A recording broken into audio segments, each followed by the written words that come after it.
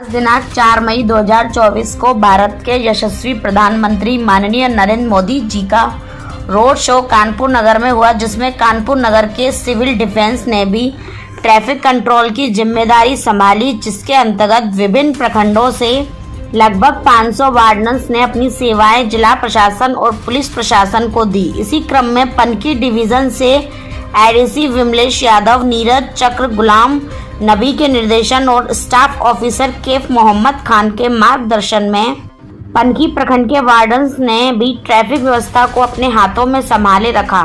जेके मंदिर से लेकर नजीराबाद थाने तक पनकी प्रखंड के वार्डन 50-50 मीटर की दूरी पर सड़क के दोनों ओर खड़े रहे और आने वाले वाहनों को एक निश्चित स्थान पर पार्किंग करवाने लगे तथा साथ ही भीड़ को भी उनके गंतव्य तक पहुंचने का कार्य भी किया गया, जिसमें प्रमुख रूप से सौरभ वाजपेयी, रवि शर्मा, माशूक खान, प्रभात शर्मा, शुभम गौतम, मधु गुप्ता, बहपारा बेगम, उदय नारायण, संतोष वाजपेयी, जटाशंकर कुशवाहा, डॉक्टर हरिपूजन, रवि तोमर, रजत अवस्थी, विजय रावत, प्रांजुल दुबे आदि वार्डन मौजूद रहे। अंत में रोड शो के समापन पर सभी गाड़ियों को निकलवा कर सिविल डिफेंस के वार्डन ने अपना काम बखूबी निभाया। अंत में स्टाफ ऑफिसर कैफ मोहम्मद खान ने आए हुए सभी वार्डन का धन्यवाद किया।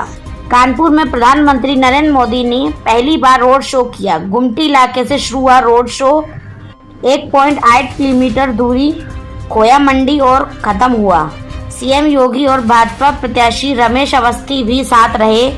रोड शो के बीच मोदी ने गुमटी गुरुद्वारे में माथा टेका।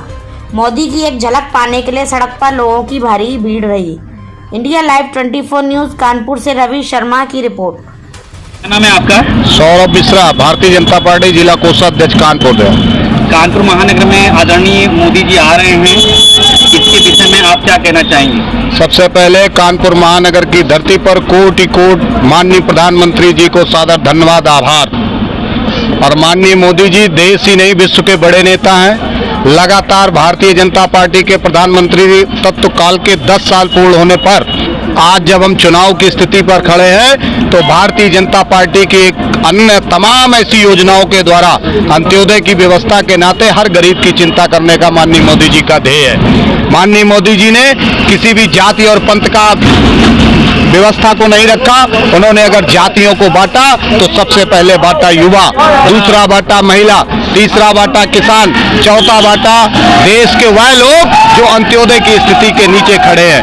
हम आपसे ये कहना चाहते हैं, देश में एक ऐसा शासक जिसने देश को इतनी उच्चतम स्तर पर ले जाने का काम किया है जो केवल नरेंद्र मोदी जी के द्वारा ही हो सकता था। और भारतीय जनता पार्टी का एक एक कार्यकर्ता, कोटि कोटि कार्यकर्ता, उनके लिए पूरी 400 पार और मोदी जी का तृतीय हैट्रिक बारी। और मोदी जी हम सब के लिए नेता ही नहीं है, बल्कि हम तो ये कह दें कि वो सच्चे देशभक्त हैं। और सच्चे देशभक्त होने के नाते उन सब के साथ पूरे देश का एक एक युवा, एक एक महिला, एक एक किसान वर्ग साथ में खड़ा है और देश की स्वर्णिम भविष्य की ओर, अग्रतम सीढ़ी की ओर बढ़ रहा है। जहां एक ओर प्रधानमंत्री जी चुनाव में लगे हुए हैं, वहीं दूसरी ओर इंडिया गठबंधन भी चुनाव में उतरा हुआ है। इसके विषय में आप क्या कहना चाहेंगे? इंडिया गठबंधन देखिए, 2019 में भी ये गठबंधन बुआ और बबुआ को लेकर आए थे और हमने इनको खत्म कर दिया था। मैं एनडीए की 323 सीटों के ऊपर निकल गए। अब मैं इतना ही कहना चाहता हूं, इनके गठबंधन से कुछ होने वाला नहीं है। इन्होंने जो गठबंधन नहीं है, ये ठगबंधन है, इनकी ठगी नहीं चल रही है। इसके नाते ये सब खड़े हुए हैं और पूरे देश की एक एक जनता, 140 करोड़ का भारत ये जानता है, आम जनमानस, गरीब व्यक्ति ये जानता है कि ये क्यों ठगबंधन कर रहे हैं। क्योंकि इन्होंने आकाश को भी खरीदा, इन्होंने आकाश में भी घोटाला किया, इन्होंने पाताल में भी घोटाला करा, इन्होंने हमारे क्या नाम जो हमारा दूरसंचार केंद्र है उसको भी घोटालों की एक कोयला घोटाला, यहाँ से श्री प्रकाश जायसवाल हुआ करते थे मंत्री, कोयला घोटाला, क्या क्या घोटाला उन्होंने छोड़ा ही क्या है। अब जब उनके पास कुछ बचा नहीं तो वो गठबंधन इंडी लेके आए हैं। इंडी का कोई महत्व नहीं है, इंडिया का महत्व है और इंडिया भारत है। और भारत के लिए, स्वर्णिम देश के लिए माननीय मोदी जी हम सब के लिए खड़े हैं। माननीय मोदी जी देश के लिए, एक एक युवा के लिए है, कोटि कोटि लोगों के लिए है। माननीय मोदी जी ने यह तय कर रखा है कि जो गरीब जनमानस है, जो आम जनमानस है, जिसकी चिंता